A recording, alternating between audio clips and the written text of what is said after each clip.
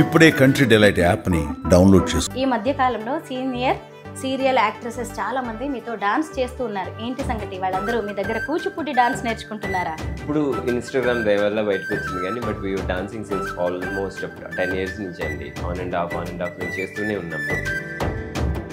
చాలా మార్పులు జరిగాయి. కాలానురూపంగా మనం మగవాళ్ళు వాళ్ళందరిలాగా మేల్ డాన్సర్ లాగానే కాకుండా నేను ఇది చేయగలుగుతున్నాను, పైగా సెట్ అవ్వగలుగుతున్నాను. పెద్దవాళ్ళు చాలామంది గురువులు లేదమ్మా అందరికీ సూట్ అవ్వదు, ఇది నువ్వు సూట్ అయ్యావు కాబట్టి నువ్వు చేయగలిగినంత కాలం చేస్తే చాలా బాగుంటుంది అని చాలామంది చెప్పడం వల్ల ఇది ఎక్కువ నేను చేయగలగటం జరుగుతుంది.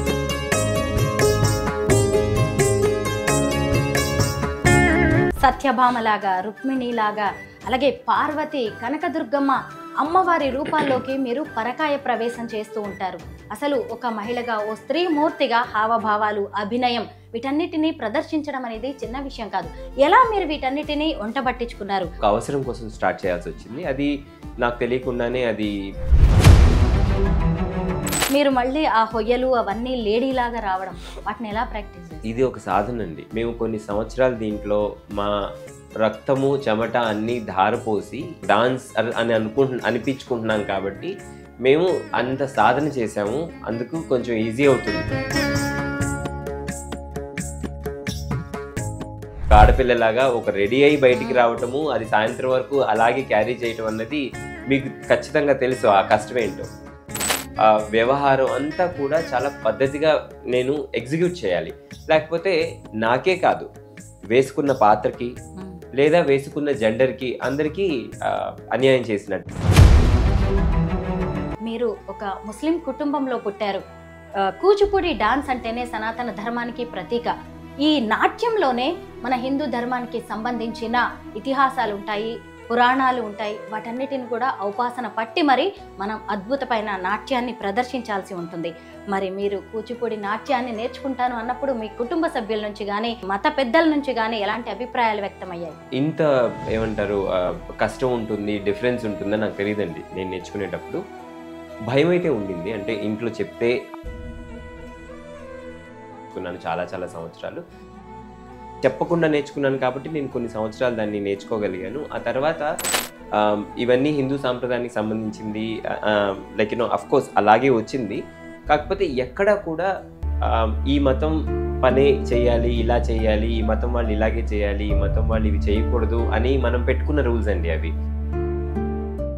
అందరికీ నమస్కారం, నేను Swarupa Potlapalli. Welcome to Suman TV. ఈ మధ్య కాలంలో సోషల్ మీడియాలో సీనియర్ సీరియల్ యాక్ట్రెసెస్ అయిన జ్యోతిరెడ్డి గారు, రాగిణి గారు, జయలలిత గారు, అలాగే big boss fame Priyanka Singh ఒక డాన్స్ గురువుతో కలిసి డాన్స్ చేస్తున్న వీడియోస్ వైరల్ అవుతున్నాయి.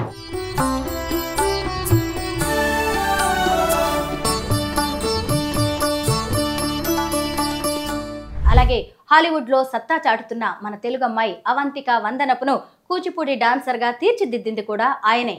ఇంతకీ అతను మరెవరో కాదు, కూచిపూడి నాట్య గురువు హలీం ఖాన్ గారు.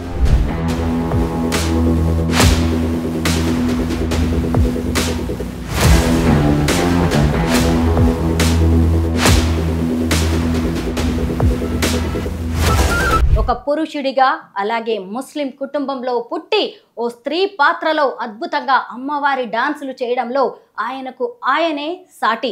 దేశ విదేశాల్లో అనేక ప్రదర్శనలు ఇచ్చి రికార్డులను సొంతం చేసుకున్న హలీం ఖాన్ గారు ప్రస్తుతం నాతో పాటు ఉన్నారు. ఈరోజు ఆయనతో మాట్లాడి మనం అనేక విశేషాలు తెలుసుకుందాం. నమస్తే హలీం ఖాన్ గారు. ఈ మధ్య కాలంలో సీనియర్ సీరియల్ యాక్ట్రెసెస్ చాలా మంది మీతో డాన్స్ చేస్తూ ఉన్నారు. ఏంటి సంగతి? వాళ్ళందరూ మీ దగ్గర కూచిపూడి డాన్స్ నేర్చుకుంటున్నారా? ఇప్పుడు ఇన్స్టాగ్రామ్ దయ వల్ల బయటకు వచ్చింది కానీ but we dancing since almost 10 years నుంచి అండి. ఆన్ అండ్ ఆఫ్ మేము చేస్తూనే ఉన్నాం. ప్రోగ్రామ్స్ కానివ్వండి, వాళ్ళు నేర్చుకోవటం కానీ అదంతా కూడాను. వాళ్ళకి ఎప్పుడైనా స్పెషల్గా ఈవెంట్స్లో కానీ లేకపోతే ఏదైనా పర్టికులర్గా ఫెస్టివల్కి సంబంధించింది కానీ ఏదైనా నేర్చుకోవాలంటే కూడా తప్పకుండా వాళ్ళు ఇంట్రెస్ట్ చూపించి నేర్చుకుంటారు. ఇన్ఫ్యాక్ట్ నాకు అనిపిస్తుంది ఏంటంటే ఇంత అంటే సీనియర్స్ అయ్యుండి కూడా వాళ్ళు ఎంత మోడెస్ట్గా వాళ్ళు వచ్చి నా దగ్గర నేర్చుకుంటారు. అండ్ ఐఎమ్ లైక్ వాళ్ళ డెడికేషన్ చూస్తే ఇన్ఫ్యాక్ట్ నాకు కూడా మనం ఇంకొంచెం పెరిగిన తర్వాత, ఎదిగిన తర్వాత, వయసు వచ్చాక కూడా మనం ఇలాగే ఇంతే డౌన్ టు ఎర్త్ మోడెస్ట్గా ఉండాలి, ఇంతే మనం ఆర్ట్కి వాల్యూ ఇవ్వాలి అని నేనైతే డెఫినెట్గా వాళ్ళ దగ్గర నుంచి నేర్చుకుంటున్నారు. ఇన్ఫ్యాక్ట్ వాళ్ళు నన్ను టీచర్ అంటున్నారు కానీ తెలియకుండానే నేను చాలా విషయాలు యాజ్ టీచర్ వాళ్ళ దగ్గర నుంచి నేను నేర్చుకుంటున్నాను. అసలు అమ్మవారి రూపంలో మీరు కూచిపూడి డాన్స్ చేస్తుంటే 2 కళ్ళు సరిపోవు. అయితే మీరు ఒక పురుషుడయ్యుండి ఎందుకు ఇలా స్త్రీ పాత్రల్లో డాన్స్ చేస్తున్నారు?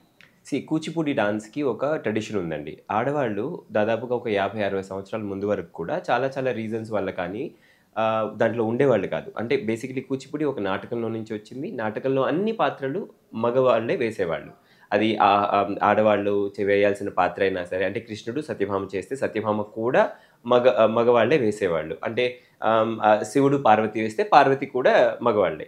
సో ఇలా వచ్చిన సాంప్రదాయాన్ని మనం మారుతూ మారుతూ వచ్చి ఆడవాళ్ళు కూడా దీంట్లో యాడ్ అవటం జరిగింది. ఆడవాళ్ళు ఎప్పుడైతే వచ్చారో చాలా మార్పులు జరిగాయి. అంటే ఎక్కువ మంది ఆడవాళ్ళు నేర్చుకోవటం, అంటే కాలానురూపంగా మనం మగవాళ్ళు చాలా తక్కువ నేర్చుకోవటం అయిపోయింది. సో ఇదొక సాంప్రదాయంగా వస్తున్న ఇదే అనమాట ఆచారం. రూపానురూపం అన్నది కూచిపూడికి ఒక మంచి మైలురాయిలాగా, లేకపోతే ఒక గుర్తుంచుకోదగ్గ విషయం కూచిపూడి వాళ్ళు చేసే ఒక పాత ప్రక్రియలో. సో అలాంటి దానికి నేను సెట్ అవ్వటము, నేను చేయగలగటం అన్నది నా వంతు ఒక కాంట్రిబ్యూషన్ అని అనుకుంటాను నేను.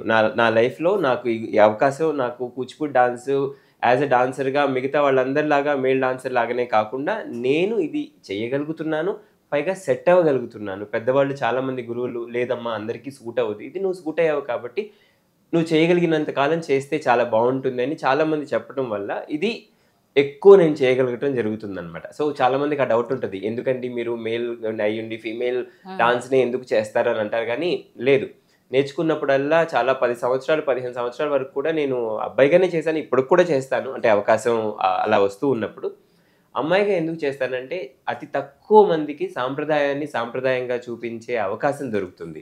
సో అది నాకు దొరకటం నా భాగ్యం అనుకుంటాను, అందుకే చేస్తున్నాను. సో వన్ షార్ట్ ఆన్సర్ ఏంటంటే కూచిపూడి సాంప్రదాయం ప్రకారం రూపానురూపం చేయగలగటం అన్నది ఒక కత్తి మీద సాము లాంటిది. ఆ సాము నేను చేస్తున్నాను కాబట్టి I'm feeling very proud of it.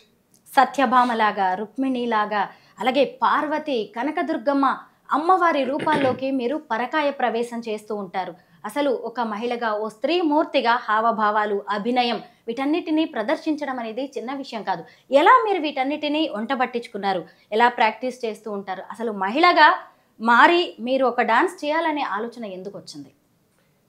అది ఫస్ట్ చెప్పాలంటే ఒక సాంప్రదాయం ప్రకారం తీసుకున్నదేనండి. ఒక అవసరం కోసం స్టార్ట్ చేయాల్సి వచ్చింది. అది నాకు తెలియకుండానే అది ఎక్కువ లైమ్ లైట్లోకి వచ్చేసింది. అంటే స్త్రీ పాత్రధారులంతా కూడా అది చెయ్యాలి అని స్టార్ట్ చేసింది కాదు. అది ఏదో ఒక యాదృచ్ఛికంగా మొదలైంది. దాన్ని అలాగే అడగటం, జనాలు అడగటం.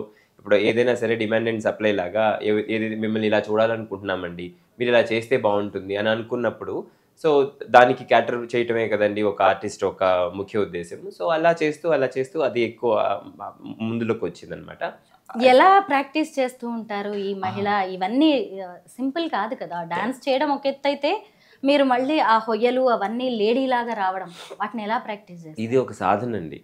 బేసిక్లీ ఇప్పుడు అడుగుతున్నట్టుగా మాకు 6 నెలల్లో డాన్స్ వచ్చేస్తుందా, 7 నెలల్లో స్టేజ్ ఎక్కిచ్చేస్తారా, లేకపోతే సాంగ్స్తో మొదలెడతారా, ఇలా కాకుండా మేము కొన్ని సంవత్సరాలు దీంట్లో మా రక్తము చెమట అన్నీ ధారపోసి దీంట్లో మేము ఒక డాన్స్ అని అనిపించుకుంటున్నాం కాబట్టి మేము అంత సాధన చేసాము. అందుకు కొంచెం ఈజీ అవుతుంది. మీరు అన్నవన్నీ కూడా చాలా ఈజీ విషయం ఏం కాదు.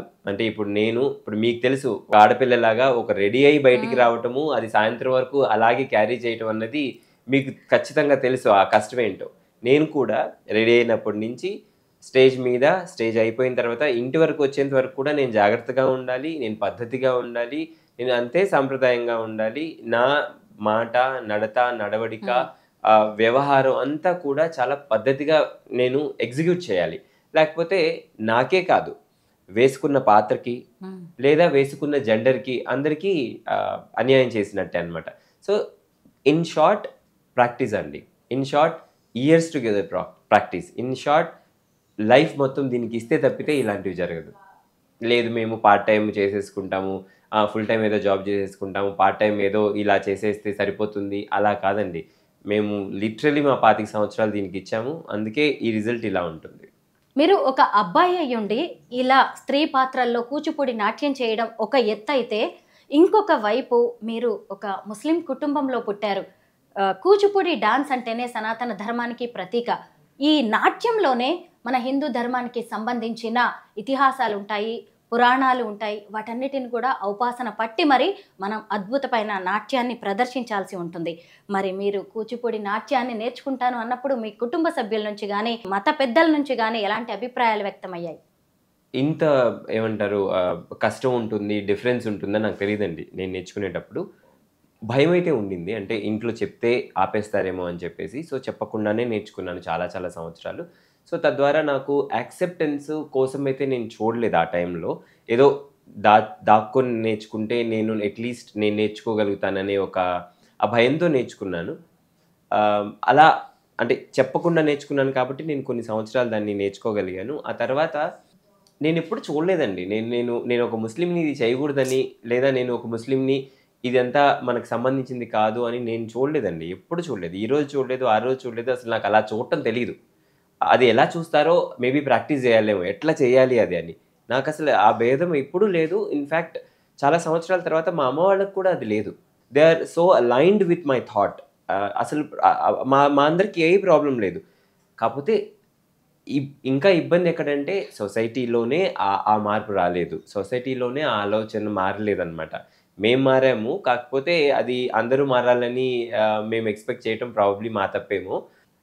ఇవన్నీ హిందూ సాంప్రదాయానికి సంబంధించింది. లైక్ ఆఫ్‌కోర్స్ అలాగే వచ్చింది. కాకపోతే ఎక్కడ కూడా ఈ మతం పనే చేయాలి, ఇలా చేయాలి, ఈ మతం వాళ్ళు ఇలాగే చేయాలి, ఈ మతం వాళ్ళు ఇవి చేయకూడదు అని మనం పెట్టుకున్న రూల్స్ అండి అవి. లైక్ ఈ ప్రాప్తం అనుకోవాలో, లేకపోతే రాత అనుకోవాలో తెలీదు గానీ, నేను దీనికి ఎందుకు నేను ఏమంటారు డ్రా అయ్యానో, దీనికి ఇంట్రెస్ట్ నేను ఇంత పుల్ చేయగలిగానో నాకు తెలియదు కానీ, బట్ అది నేను ఖచ్చితంగా ఒక రాతని అనుకుంటాను. ప్లస్ సరే నేను కష్టపడ్డాను. ప్రతి మనిషికి కష్టానికి తగ్గ ఫలితం కావాలనే అనుకుంటాం కదా! కానీ ఇన్ని సంవత్సరాలైనా సరే సొసైటీ చూసే యాంగిల్ మాత్రం మారలేదు స్వరూప్ గారు. అది మాత్రం నేను చూస్తున్నాను. ఈ రోజు కూడా చూస్తున్నాను. అది ఈ రోజు కాదు, 25 సంవత్సరాల వెనక కాదు. నేను ఏ రోజైతే అంటే మా అమ్మ వాళ్ళు ఎందుకైతే భయపడ్డారో, అంటే ఇలాంటి వాటికి మనం దూరంగా ఉండాలి, ఇవి మనకు సంబంధించిన విషయం కాదు అని ఎందుకు అన్నారో నాకు ఇప్పుడిప్పుడు రియలైజ్ గట్టిగా అవుతుందనమాట. అంటే ఎంత మనకు తెలిసినా గానీ ఇది చేయలేని పరిస్థితి అండి. అన్ని చోట్లకి నేను చేరలేను. మీకున్నంత యాక్సెస్ నాకుండదు. ఇప్పుడు మనం మాట్లాడుకుంటే అందరం కలిసిలండి హిందూ, ముస్లిం భాయ్ భాయ్ అంటారు గానీ, అది ఊరికే మాటేనండి. అంత పెద్ద విషయం కాదు. కరెక్ట్‌గా ఇంపార్టెంట్ టైం వచ్చేసరికి లైన్‌లు గట్టిగానే ఉంటాయండి. ఇది దాటకూడని సందర్భాలుంటాయి. సో, నేనెంత నిష్టగా చేస్తానో మీకొక మాట చెప్తానండి. నేను డాన్స్ ప్రోగ్రామ్ చేసేటప్పుడు మేకప్ మొదలైన అంటే ఆ ప్రోగ్రామ్ రోజు మొత్తం కూడా కనీసం ఎగ్ గూడా ముట్టుకోను. నేను అది టెంపుల్‌లో చేయనివ్వండి, ఎక్కడ చేయనివ్వండి. నేను టెంపుల్‌లోనే చేస్తున్నాననే అది కాదు. బయట ఎక్కడ ఏ కార్పొరేట్ ప్రోగ్రామ్ గానీ, ఎక్కడ ఏ ఈవెంట్‌లో చేసినా గానీ, నేను మేకప్‌ని లేదా ఆ పర్టిక్యులర్ వేషధారణని నేను ఒక టెంపుల్‌లా ఫీల్ అవుతాను. I'm carrying a temple inside me అన్నట్టుగా ఫీల్ అవుతాను. అంతే సేక్రెడ్‌గా నేను ఉంటాను. నేను అలాంటివి అంటే నేనింత బాధ్యతగా ఉన్నా కానీ జనాలు చూసేదే చూస్తారు. నేనింత గొంతు విప్పి, గొంతు చించుకొని అరిచినా గానీ, లేదండి అసలు ఫస్ట్ ఆఫ్ ఆల్ మీరు చూడాల్సిందేంటండి విద్య. చూడాల్సిందేంటండి మీ కళ్ళకి కనిపించేది. మీ మైండ్‌లో ఎందుకండి అన్ని క్వెషన్స్ రన్ చేసుకుంటారు. అవునా? ఎందుకు? ఎలా? అసలు వీళ్ళ దగ్గర ఎందుకు పంపించాలి? అసలు వీళ్ళకి ప్రోగ్రామ్ ఎందుకివ్వాలి? అసలు గుడిలో ఎందుకు చేయించాలి? గుడికి ఇది ఇయన్నీ ఎందుకు కలుపుతారు? డాన్స్‌ని డాన్స్‌లాగా ఎందుకు చూడరు? పోనీ ఎంటర్‌టైన్‌మెంటే అనుకుందాం మీరన్నట్టుగానే. మీరు దేవుడిని వదిలేసేయండి దీంట్లో. ఎంటర్‌టైన్‌మెంట్‌లో మీరు రిలీజియన్ ఎందుకు తీసుకొనొస్తారు? సాంప్రదాయంలో ఎందుకు ఐ డోంట్ నో. దీనికి సరైన ఆన్సర్ అయితే నేను కాదండి. యాక్చువల్లీ చూసేవాళ్ళు అనుకోవాలి చెప్పాలి. ఇన్‌ఫాక్ట్ మీరు చెప్పాలి. యెస్.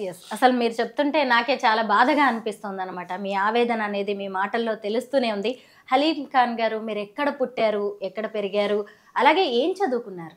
నేను ఎంబీఏ చదివానండి. మాది సొంత ఊరు ఒంగోలు. ఒంగోలులోనే నేను పుట్టి పెరిగాను. డాన్స్ కూడా నేను ఒంగోలులో నేర్చుకున్నాను. మా గురువుగారి పేరు కాజా వెంకట సుబ్రహ్మణ్యం గారు అండ్ నాగమోహిని గారు. సో వీళ్ళిద్దరూ నేను ఒంగోలులో ఉన్నప్పుడు నేర్చుకున్నాను. ఆ తర్వాత హైదరాబాద్కి వచ్చిన తర్వాత చాలా గురువుల దగ్గర పని చేయటము, వాళ్ళ దగ్గర వర్క్ చేయటము, వాళ్ళ బ్యాలెన్స్కి నేను డాన్స్ లైక్ డాన్సర్గా వెళ్ళటము అలా అలా నాకు ఏమంటారు, ఆ తర్వాత నేను కొంతమందిని గ్రూప్గా సెట్ చేసుకొని బ్యాలెన్స్ చేసుకోవటము, ఇలాగా జర్నీ డాన్సర్గా స్టార్ట్ అయింది అనుకోండి. హలీం గారు, మీరు ఎంబీఏ చేశారు. మీరు కావాలనుకుంటే కార్పొరేట్ కంపెనీస్లోనే మంచి మంచి జాబ్స్ వస్తాయి. అయినా సరే మీ కెరీర్ని, మీ జీవితాన్ని మొత్తాన్ని కూడా కూచిపూడి నాట్యానికే అంకితం చేశారు. మీకు ఎందుకు కూచిపూడి నాట్యం అంటే ఇంత ఇష్టం, ప్రేమ? వీధికి ఒక 50 ఎంబీఏలు ఉంటారండి. బట్ ఒక్క వీధిలో హలీం అంటే ఒక ఊర్లో ఒక హలీమే ఉంటాడు అనిపించుకోవాలనుకున్నాను. గ్రేట్. సో నా పేరు డిగ్రీ అవ్వాలనుకున్నాను. అన్ఫార్చునేట్లీ ఇప్పటికి ఈ రోజుకి కూడా ఎంబీఏ చదువుకున్నారు కదా, why don't you dance, part time అన్నా చేయొచ్చు కదా, ఇలాంటివే ఎక్కువ వస్తున్నాయి. ఎందుకనంటే మేబీ వాళ్ళే నా మంచి కోరుతున్నారేమో, ఐ డోంట్ నో. అంటే ఇవి ఎందుకు పనికిరావని వాళ్ళు ఫిక్స్ అయిపోయారు కాబట్టి వాళ్ళు దీన్ని సజెస్ట్ చేస్తున్నారు అనుకుంటున్నాను. బట్ మనసు ఒప్పుకోవట్లేదండి. మనసు ఏ రోజైతే నేను డాన్స్ వదిలేసి, అంటే డాన్స్ తగ్గించి లేదా ఆ ఆలోచన తగ్గించి నేను పెన్ను పుస్తకం పట్టుకొని ఆఫీస్కి వెళ్తానో, ఇంకా ఆ రోజు నేను ఓడిపోయినట్టే యాజ్ అ డాన్సర్. సో అలాంటి రోజు నేను చూడకూడదని అనుకుంటున్నాను. లేదండి, మీరు చేస్తున్నది చాలా గొప్ప పని. ఎందుకంటే లలిత కళలు అనేవి మన భారతీయ సంస్కృతిని, సంప్రదాయాల్ని ముందుకు తీసుకువెళ్ళే పునాదులు లాంటివి. వీటిని మీలాంటి వాళ్ళు ఖచ్చితంగా భావితరాలకు అందించాల్సిన అవసరం ఉంది. అయితే ఇప్పుడు డాన్స్ స్కూల్ రన్ చేస్తున్నారు కదా, దాని విశేషాలు చెప్పండి. నేను మణికొండలో డాన్స్ క్లాసెస్ స్టార్ట్ చేశానండి. ఒక 4 months అయింది. ఇంకా ఆన్లైన్లో, ఆఫ్లైన్లో డాన్స్ నేర్పిస్తున్నాను. సో నడుస్తుందండి. చిన్నగా చిన్నగా స్టార్ట్ అయింది. చాలా స్లోగా ఉంది ప్రాసెస్. ఇంకా ఎందుకో అంత ఆశించినట్టుగా చాలా ఎంక్వైరీలు వచ్చేవి. మరి పెట్టిన తర్వాత ఎందుకో అంత ఆశాజనకంగా లేదు. 4 నెలలే అంటున్నారు కానీ, బట్ 4 నెలలకి తెలిసిపోతుంది యూజువల్లీ. కొంచెం మనకు క్లారిటీ వస్తుంది కదా, ఏంటి ఎందుకు స్లోగా ఉంది తెలీదు నాకు. అంటే I don't know the reasons. Maybe పిల్లలు పంపించడానికి ఆలోచిస్తున్నారా తల్లిదండ్రులు? ఎందుకంటే ఇదే కదండి, నేను మీతో మాట్లాడింది ఇప్పటి వరకు అదే కదా. నేను ఏ శాస్త్రో శర్మో అయితే ఒక రకంగా ఉండేదేమో, అట్లీస్ట్ ఒక హరియో లేకపోతే ఇంకో హరీషో అయితే ఇంకో రకంగా ఉండేదేమో, ప్లస్ నాకు ఒక ఏజ్ వచ్చి ఉంటే ఒక రకంగా ఉండేదేమో. మేబీ నేను కొన్ని బొట్లు పెట్టుకొని లేదా అనవసరమైన బిల్డప్ అంతా నేను ఇచ్చి, ఒక గురువు అనంగాల్ని నేను ఈ మెడలో రుద్రాక్షలు వేసేసుకొని కొంచెము నా పర్సనాలిటీని మార్చుకొని, అంటే డ్రామా చేయాలా వీళ్ళకి, లేదా డాన్స్ నేర్పించాలా, అంటే ఎలా చేస్తే వీళ్ళకి అర్థమవుతుంది, ఎలా చేస్తే వీళ్ళకి నేను చేసే డాన్స్ కనపడుతుంది, నేను నేర్పించే డాన్స్ కనపడుతుంది. అటు పర్ఫార్మెన్స్లో నేను ఇందాక మీకు చెప్పినట్టు ఆ రిలీజనే అడ్డం వస్తుంది. పోనీ నేర్పిద్దాము నాకు తెలిసిన విద్య అంటే ఇక్కడ కూడా ఇదే అడ్డం వస్తుంది. సో ఏం చేయాలంటారు? నిజంగా మీ ప్రశ్నలకి నా దగ్గర అయితే సమాధానాలు లేవు. నాకు కూడా చాలా బాధగా అనిపిస్తుంది. ఎందుకంటే ప్రాక్టికల్గా చాలా చూసి మరి మీరు ఇవన్నీ చెప్తున్నారు. చాలా అనుభవించినట్టుగా కూడా నాకు అర్థమవుతూనే ఉంది. అయితే ఒక పురుషుడిగా ఉండి మహిళ రూపంలో కూచిపూడి నాట్యం చేయడం, అలాగే ముస్లిం కూచిపూడి డాన్స్ టీచర్గా మారడం, ఇలాంటివి ఏమైనా బ్యారియర్స్గా మారుతున్నాయంటారా? ఖచ్చితంగా అనుకుంటున్నానండి. అంటే ఇంకేం రీజన్స్ ఉంటాయి చెప్పండి? నాకు డాన్స్ రాదా? లేకపోతే డాన్స్ నేర్పించలేనా? లేదు. అదంతా ఉంది. నేను ఏమంటారు, సాంప్రదాయం ప్రకారమే నేర్పిస్తున్నాను. అలా అని నేనేది ఇబ్బందికరమైన పాటలకి డాన్స్ నేర్పించడం గానీ అలాంటివి చేసే మనిషిని కాదు. సాంప్రదాయంగా ఇన్‌ఫాక్ట్ వీళ్ళంతా ఎందుకొస్తున్నారు మీరు అడిగినట్టు, జ్యోతి గారు గానీ, రాగిణి గారు గానివ్వండి, వీళ్ళంతా ఎందుకొస్తున్నారనంటే, వీళ్ళు నా పనిని చూశారు కాబట్టి, నాలో ఉన్న డెడికేషన్‌ని చూశారు కాబట్టి, వాళ్ళకి కావాల్సింది నా డాన్స్ ఒక్కటే. నా కులం అవసరం లేదు, నా మతం అవసరం. వాళ్ళు చాలా ప్రపంచం చూసిన మనుషులండి వాళ్ళు. వాళ్ళు అంగీకరించి వాళ్ళు నా దగ్గరకొచ్చి నేర్చుకుంటున్నారంటేనే ఎదుటి వాళ్ళకి అర్థం అవ్వాలి. ఏవండీ, ఇది కళని కళగా చూడాలి. ఈ అబ్బాయి ఎంత సాంప్రదాయంగా నేర్పిస్తున్నాడు, ఎంత ప్యాషనేటెడ్‌గా చెప్తున్నాడు అన్నది. అలా కాకుండా మేబీ ఇంకో రకంగా ఆలోచిస్తున్నారేమో, ఆ ఆలోచనని మార్చుకోవాలని నేను విన్నపిస్తున్నాను. అంటే ఈ స్టేజ్ ద్వారా. బట్ ఎంతమందికని మనం వాయిస్ చెప్పగలమండి? చెప్పలేము. సో ఇది మనం మనిషి మైండ్‌ని ట్యూన్ చేసుకునే పద్ధతి ప్రకారం ఉంటుంది. సో నాకు తెలిసి కొంతమంది విని, కొంతమంది వాళ్ళు కొంచెం మౌత్ టాక్ వల్ల ఏదన్నా క్లారిటీ వస్తుందేమో జనాలకి తెలీదు గానీ, సో ప్రాసెస్ అయితే కొంచెం స్లోగానే ఉందని చెప్పాలండి. ఇంతకీ అవంతిక మీ స్టూడెంటేనంట కదా, తన గురించి చెప్పండి. అవునండి. అవంతిక చాలా చిన్నప్పటి నుంచి నేర్చుకునేది నా దగ్గర. సెమీ క్లాసికల్ నుంచి స్టార్ట్ చేసి తర్వాత క్లాసికల్ కూడా వెళ్ళామన్నమాట. సో చాలా చాలా చిన్నప్పుడు అనమాట. అంటే కొంచెం కొంతమంది పిల్లల్ని మనం చూస్తే అర్థమవుతుంది కదా! ఆహ్, ఇలా చూస్తే అలా పట్టేయటము. మనం మనం మనం రెండు వంతులు చెప్తే దానికి ఇంకో వంతు యాడ్ చేసి బాగా ఎగ్జిక్యూట్ చేసి పిల్లలు కొంతమంది ఉంటారు. సో అలా చిన్నప్పుడే తెలిసిందనమాట. అమ్మాయి ఎంతైనా చాలా ఏమంటారు ఎక్స్‌ప్రెసివ్‌గా ఉండే అమ్మాయి. చాలా ఏమంటారు అందమైన రూపం ఉన్న అమ్మాయి. సో ఈ అమ్మాయి ముందుకెళ్ళి చాలా చేయగలదనుకున్నాం కానీ ఇంత అవుతుందనైతే అనుకోలేదు. అంటే చాలా హాలీవుడ్ తక్కువ దాకా టైంలో. వెళ్తుందని. అవును. చాలా తక్కువ టైంలో చాలా కష్టపడి అంటే ఈ అందము, టాలెంట్‌తో పాటు కష్టం కూడా ఉండాలండి. ఈ విషయంలో చెప్పాలనుకుంటే నేను చాలా సార్లు నేను మాట్లాడతాను. అమ్మాయికి గాని, అబ్బాయికి గాని ఏదైతే ఒక స్టూడెంట్‌కి ఉండే ఇంట్రెస్ట్‌కి ప్లస్ వాళ్ళ అమ్మా, నాన్నకి ఉండే ఇంట్రెస్ట్‌ని జోడిస్తే అది చాలా ఆ ఫోర్స్ భలే ఉంటుందండి. చాలా గట్టిగా పనిచేస్తుంది. సో, ఇప్పుడు అవంతిక ఎంతైతే అందంగా నేర్చుకుంటుందో, అందంగా మాట్లాడుతుందో, అందంగా డాన్స్ చేస్తుందో దానికి వాళ్ళ అమ్మ కష్టము, వాళ్ళ పేరెంట్స్ కష్టం కూడా జోడిస్తే ఆ అమ్మాయి ఇప్పుడు హాలీవుడ్‌లో ఉంది. సో, ఇదంతా ఒక ప్యాకేజ్ అండి. ఈ కష్టం ఒక ప్యాకేజ్. కాకుండా ప్రతి ఒక్కళ్ళు వాళ్ళలాగా అయిపోవాలి, వీళ్ళలాగా అయిపోవాలి అలాంటి కుదరదండి. సో, ఈ అమ్మాయికి ఎంత టాలెంట్ ఉందో, అమ్మాయి ఎంత కష్టపడిందో నా కళ్ళతో నేను చూసాను.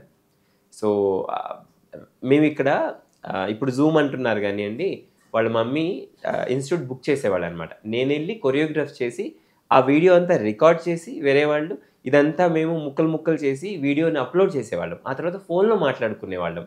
ఇక్కడ ఈ రైట్ లెగ్, ఇక్కడ లెఫ్ట్ ఇంత కష్టపడితే ఆ అమ్మాయి ఇప్పుడు అలా డాన్స్ చేయగలుగుతుంది. ఎంతమందికి ఉంటుంది చెప్పండి? రిజల్ట్ ఊరికనే వన్ నైట్ అనుకుంటారు గానీ, దానికి ముందు కొన్ని వేల నైట్స్ కష్టం ఉంటది. సో, ఆ అమ్మాయి విషయంలో అయితే నేను చాలా ప్రౌడ్‌గా ఫీల్ అవుతాను. ఎందుకంటే చాలా చిన్న వయసులోనే ఆ అమ్మాయి చాలా కష్టపడింది. చాలా మంచి స్థానంలో ఆ అమ్మాయి వెళ్ళిందనమాట. హాలీవుడ్ అంటే చిన్న విషయమా అండి? మన తెలుగు వాళ్ళు అయ్యుండి అందులో. మీరు ఒక కొరియోగ్రాఫర్ కూడా. అనేక రియాలిటీ షోస్‌కి కొరియోగ్రఫీ చేశారు. వాటి గురించి చెప్పండి. అంటే ఆట, అలాంటి వాటిల్లో సందర్భం ప్రకారం సెమీ క్లాసికల్, క్లాసికల్ కావాల్సొచ్చినప్పుడు నేను చాలా మందికి పనిచేశానండి. అది నటరాజ్ కానివ్వండి, శ్రీవిద్య కానివ్వండి, ఇలా చాలా మందికి డాన్స్ నేర్పించాను. ఇప్పుడు జ్యోతిరెడ్డి గారు కూడా ఇంతకుముందు రియాలిటీ షోస్‌లో చేసేటప్పుడు కూడా చాలా పాటలు కొరియోగ్రాఫ్ చేశాను. సెమీ క్లాసికల్ కానివ్వండి, క్లాసికల్ గానీ ఇలా వచ్చినప్పుడు చాలా అడిగేవాళ్ళనమాట. జీ తెలుగులో కానివ్వండి ఇలాగా. ఆ ఎక్స్‌పీరియన్స్ బావుంటుందండి. అంటే అది లార్జర్ థాన్ లైఫ్ లాగా స్టేజ్ మీద బాగా కనపడుతుంది. మన వర్క్ కనపడుతుంది. బావుంటుందది. కూచిపూడి డాన్సర్‌గా అనేక దేశాల్లో మీరు ప్రదర్శనలు ఇచ్చారు. అసలు మీ ప్రొఫైల్ గురించి చెప్పాలి అంటే ఒక పూట సరిపోతుందేమో. బ్రీఫ్‌గా మీరే చెప్పండి. మీ విజయాలు, మీకు సంతృప్తినిచ్చిన మూమెంట్స్. చూడండి ఒక చిన్న ఊరు నుంచి ఒంగోలులో దాక్కుని డాన్స్ నేర్చుకున్న నేను పెద్ద పెద్ద వేదికల మీద ఇన్విటేషన్స్ వచ్చి అమెరికా లాంటి దేశంలో వెళ్ళి డాన్స్ చేయటమే కాకుండా ఒక జడ్జి స్థానంలో వెళ్ళి అక్కడ ఫెలిసిటేషన్లు చేయించుకొని పెద్ద పెద్ద ఆట లాంటి సంస్థల్లో అక్కడ వాళ్ళ పిల్లల్ని తీసుకొని వచ్చి ఏమండి ఏమైనా చిన్న మెళకువలు నేర్పిస్తారా, మీ డాన్స్ చాలా నచ్చుతుంది మాకు అని అక్కడ వాళ్ళు అడిగి నేర్చుకోవటము. లేదా కొంతమంది టీచర్సు లేదండి మీరు చెప్పే బాణీ బావుంటుంది.